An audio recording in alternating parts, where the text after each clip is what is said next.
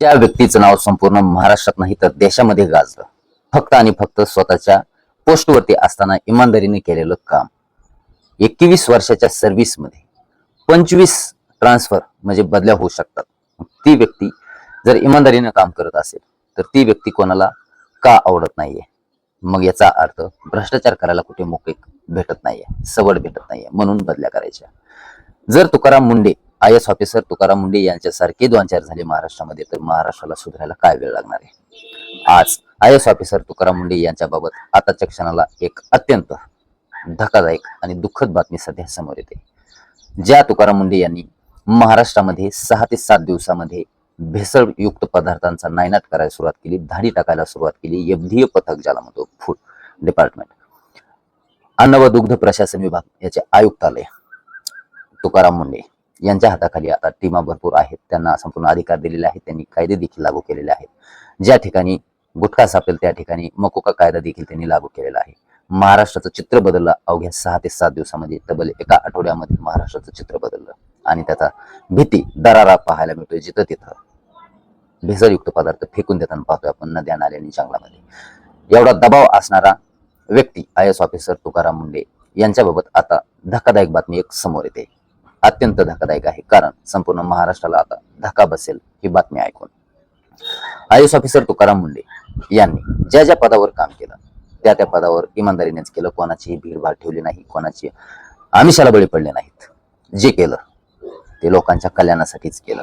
आणि आता सुद्धा हा पदभार घेतल्याच्या नंतर महाराष्ट्रामध्ये संपूर्ण त्यांनी वातावरण गरम केलं आणि जे भेसळयुक्त आहे, जे नागरिकांच्या आरोग्याला धोकादायक आहे, त्याच्यावर पाबंदी लावली. आज गुटखा बंदी झाल्यात जमा आहे.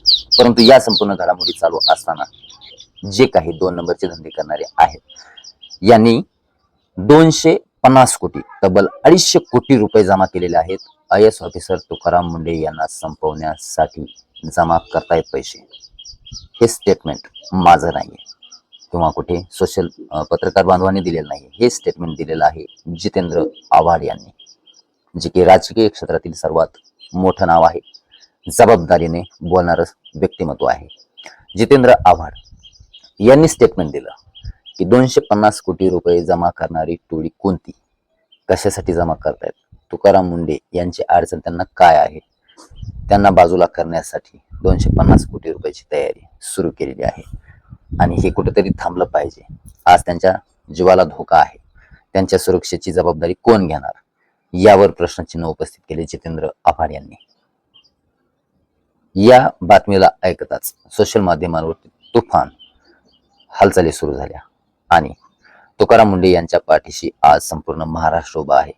कारण व्यसन हे संपूर्ण समाजाला लागलेली मोठी कीड आहे आणि हे संपुष्टात आणण्यासाठी तुकाराम मुंडे यांनी उचललेलं हे पाऊल आज सर्वांच्या हृदयात बसलेलं आहे, हृदयात जागा केलेली आहे, चांगली प्रतिमा झालेली आहे. तुकाराम मुंडे यांना जर उद्या कोणता धोका झाला किंवा त्यांना या पदावरून काढण्याचा जरी कोणी विचार केला तर महाराष्ट्र संपूर्ण रस्त्यावर उतरेल असं देखील आपल्याला सोशल माध्यमांवर दिसून येतं. त्यांचा सपोर्ट, त्यांची फॉलोविंग आपल्याला दिसून येते.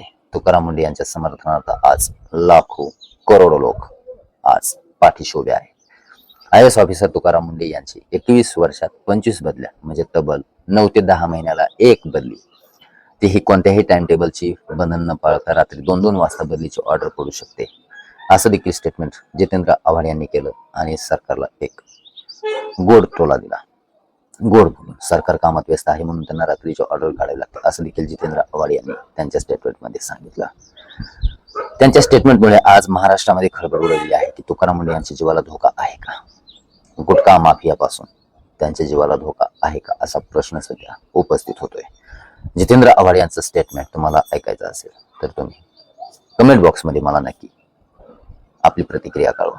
तुम्हाला त्यांच्या स्टेटमेंटचा व्हिडिओ पाहायला मिळेल, कारण तो व्हिडिओ सार्वजनिक न करता तुरळक ठिकाणी तो व्हिडिओ आहे आणि महत्त्वाचा व्हिडिओ आहे. कमेंट बॉक्समध्ये तुम्ही कमेंट करा, तुम्हाला त्या व्हिडिओची लिंक पाठवतो. जितेंद्र आव्हाड यांनी केलेल्या या स्टेटमेंटमुळे राजकीय वर्तुळात देखील सध्या चर्चेचं उदाहरण आलेलं आहे. कारण राजकीय वर्दहस्त यामध्ये आहे का, तुकाराम मुंडे यांना सपोर्ट करायचं सोडून त्यांना बाजूला सारण्यासाठी कोणी प्रयत्न करते का, यावर देखील आज प्रश्नचिन्ह उपस्थित झाले. I S officer Tukaram Munde यांच्या कार्यप्रणालीबद्दल आणि त्यांना जर बाजूला काढण्यासाठी पैसे जमण्यात येत असतील 250 कोटी तब्बल 250 कोटी, तर ही अत्यंत धक्कादायकच बातमी आहे. या संपूर्ण घडामोडीबद्दल जितेंद्र आव्हाड यांच्या प्रतिक्रियेबद्दल आपली काय प्रतिक्रिया आहे कमेंट बॉक्समध्ये नक्की कळवा. MMG न्यूज मराठी चॅनलला सबस्क्राईब करा, बेल आयकॉन घंटीला प्रेस करा. भेटूया पुढील अशा घडामोडीसोबत, ताज्या बातम्यांसोबत. तोपर्यंत नमस्कार.